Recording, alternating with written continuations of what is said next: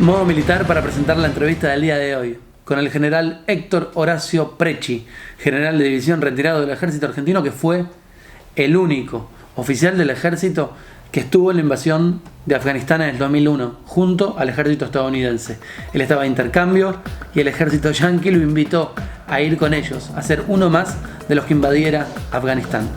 Vamos a entrevistarlo, vamos a charlar con él. Lo digo ahora en modo jocoso, pero bueno, la verdad es que no soy tan fan de las invasiones, vale aclarar. Este canal no es amigo de las invasiones de otros países. No obstante, la entrevista tiene muchísimo interés de carácter histórico, así que vamos a escuchar un poco y a conocer la historia de Héctor Horacio Preci. La historia es así.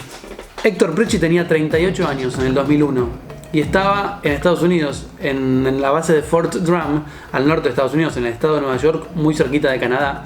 Y estaba ahí porque estaba en un intercambio militar con el ejército norteamericano. Él era un oficial del ejército argentino, era mayor, es uno de los cargos del ejército. Y había un programa en esa época, era la famosa época de las relaciones carnales con Estados Unidos. Para quien no recuerde, en la época de Menem y después continuaron de la Rúa, había una relación muy estrecha entre Argentina y Estados Unidos. A eso se le llamaba relaciones carnales. Y como parte de este vínculo, había un programa que era un programa de intercambios que hacía que un oficial norteamericano venía al ejército argentino, no sé qué hacía en el ejército argentino, no sé qué aprendía durante 2 años, y un oficial del ejército argentino iba al ejército norteamericano durante 2 años. En el 2001, el que estaba en ese intercambio era Héctor Preci, que estaba, como dije antes, en la base de Fort Drum. Vivía ahí cuando de repente sucedió lo del 11 de septiembre del 2001, las Torres Gemelas, el atentado de las Torres Gemelas a las 9 de la mañana.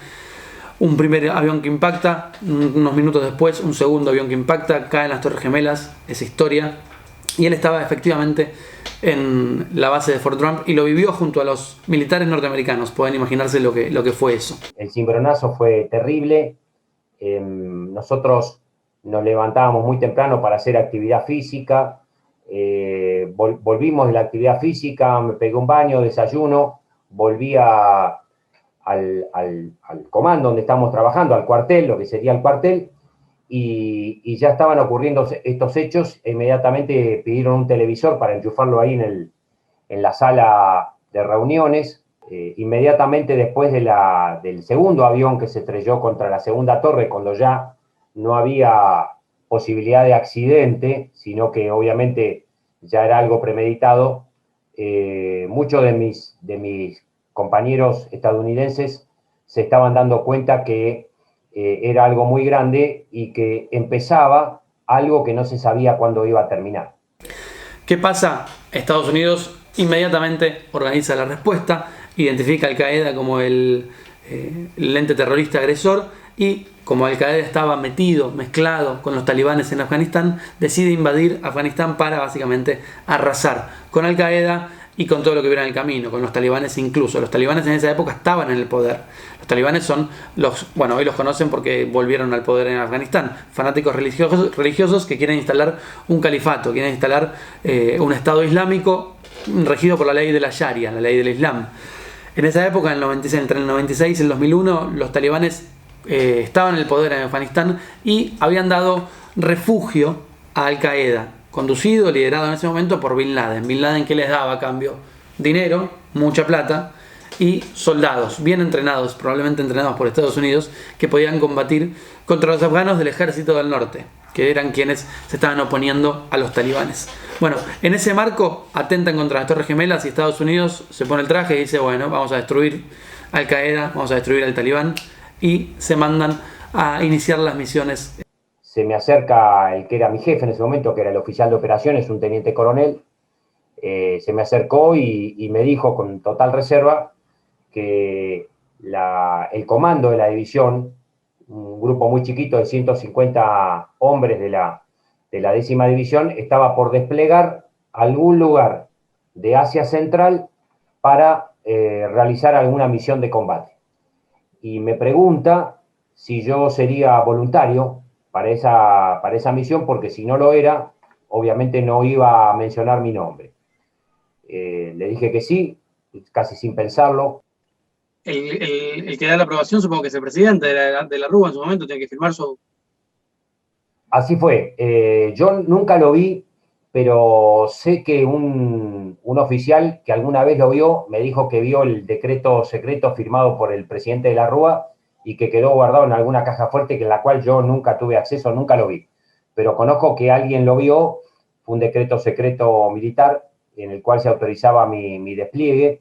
Usted acepta y no puede contarle usted estaba casado, tenía hijos, no puede decirle de mi amor, me voy a Asia Central a pelear contra los talibanes. No puede contar nada, más allá de lo que se pudiera sospechar. No, solamente le pude contar, estaba casado en ese momento con mi primera esposa, que ya teníamos nuestros 4 hijos, y le conté simplemente que me iba, que tenía que desplegar. No, empecé a armar mi equipo porque tenía menos de 48 horas. Obviamente hablamos muchas cosas, pero sobre todo lo que tenía que ver con el manejo de la casa, ¿no? Las cosas que uno tiene que hacer cuando hace el traspaso de ciertas tareas que hace uno con el otro. Eh, y, y nada más, no le puedo decir mucho más. Héctor viajó finalmente en enero de 2002 hacia Uzbekistán en un avión de la Fuerza Aérea Norteamericana. Estuvo un tiempo en Uzbekistán, primero viajó en diciembre, perdón, y en enero ya hizo el vuelo hacia Afganistán y estuvo 6 meses como oficial de operaciones, es un cargo muy importante, en la base de Bagram. Había un tipo, un comandante encargado de llevar adelante la misión en Afganistán, y Preci era uno de sus asesores, por decirlo de algún modo, y monitoreaba las misiones. 20 años después, se cumplen ahora el 11 de septiembre, puede hablar del tema. Y eso que no le contó ni a su familia, porque él se fue en un avión y no le dijo dónde iba, no podía decirle dónde iba, cuando hablaba por teléfono no podía hablar ni del clima, porque podían enterarse dónde estaba y eso era malo. 20 años después puede contar la historia y acá me la cuenta. Y si quieren leerla completa, en el link les dejo el link en la descripción les dejo el link a la nota de Infobae que publiqué. Y si no, escuchen al propio Héctor Preci. Cuando hicimos el vuelo de ingreso a la base de Bagram en Afganistán, que había sido ocupada muy recientemente por tropas de Estados Unidos y que estaban reparando la pista porque estaba dañada de tantas guerras que había tenido Afganistán. El ingreso se hizo en un Hércules C-130, un avión que para nosotros es muy conocido. Yo que soy paracaidista he saltado varias veces de él. El avión volaba con cortinas, con luces rojas en su interior. Los pilotos volaban con visores nocturnos.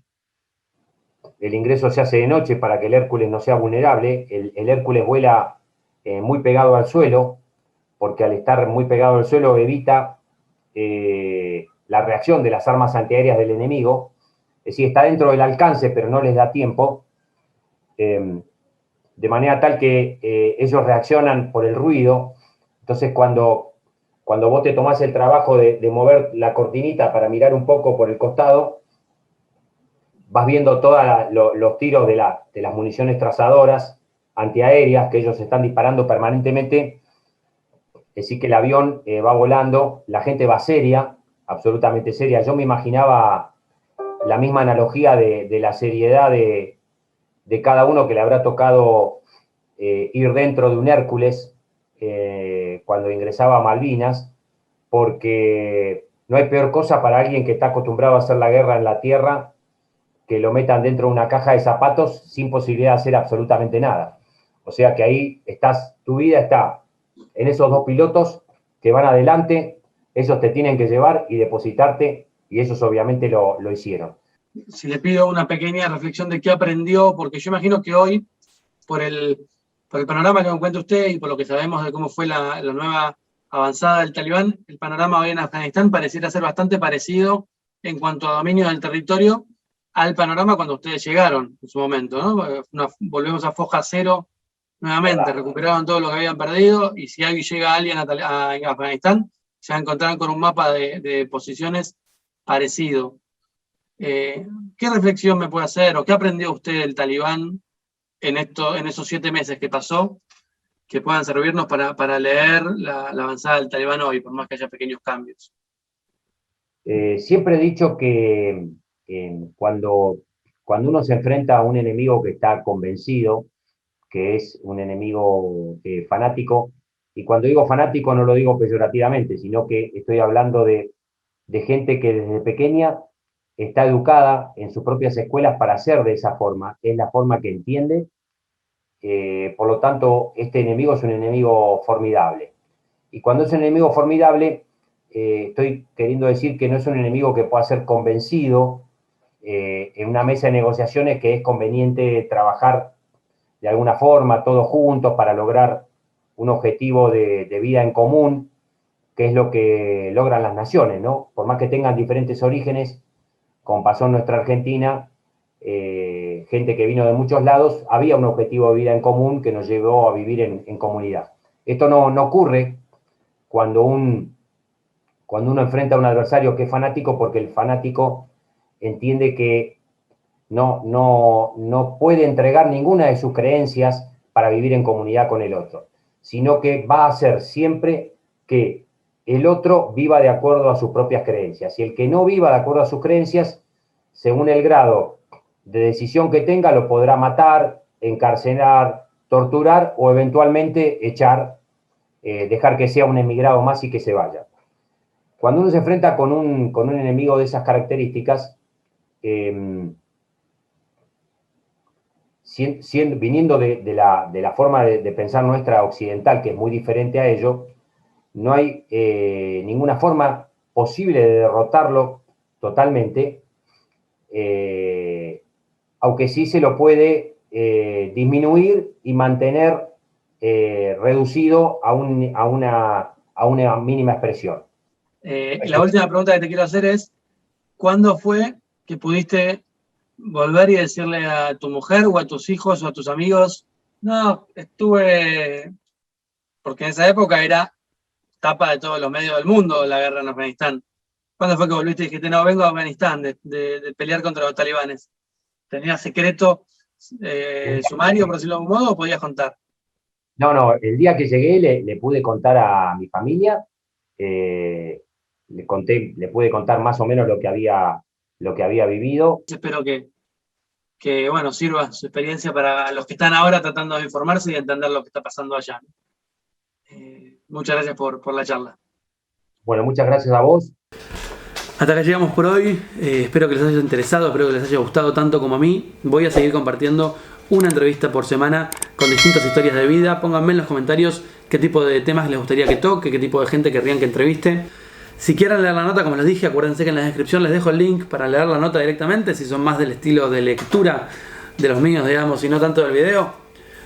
Pueden ir a la descripción y leer la nota directamente, que están las fotos, está toda la nota presentada y obviamente pueden seguir leyendo notas de mi autoría ahí siguiendo los links. Si son más del video, bienvenidos a este canal. Voy a publicar, como dije, una entrevista por semana. Suscríbanse, pónganle el clic a la campanita para que les llegue la notificación y escríbanme en los comentarios, una vez más insisto, de qué querrían que haga historias.